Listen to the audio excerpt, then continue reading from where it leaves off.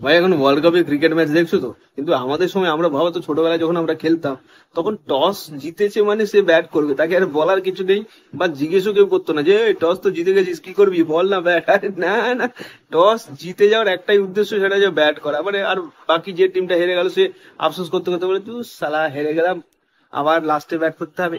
মানে টস জিতে যাওয়া মানে ব্যাট, এটা হচ্ছে নর্মাল লজিক আমাদের, মানে গ্রাম বাংলার রুলস। না আমাদের ছোটবেলার থেকে, তুমি বলো না, তুমি বলো তোমারও হয়েছে কিনা, টস জিতে গেছো মানেই ব্যাট। তাছাড়া আর কোনো রাস্তা নেই।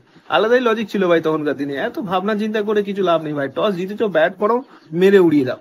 না তারপরে কারণ ছিল, টসে জিতে গেলে ফার্স্টে ব্যাট নিলে ভালো খেলা যায়, তারপরে নাহলে সন্ধে হয়ে যায় তো বল টল দেখা যায় না, প্রবলেম হয়ে যায়। তার জন্য খেলা বন্ধ হয়ে যায় অনেক সময়, যে "এই চল চল সন্ধে হয়ে গেছে বল দেখা যাচ্ছে না বাদ দে"। তাহলে কি হলো, যে ব্যাট ধরা সে ব্যাট ধরলো, এনজয় করলো, ছয়টায় মারলো, চারটার মারলো, একদম আলাদা লেভেল দেখালো। কিন্তু যে লাস্টে ব্যাট সে ভাই, একজন ব্যাট ধরার পর আর পারে না। সেই জন্য টসে জিতে গেলে ব্যাট নেওয়া হতো।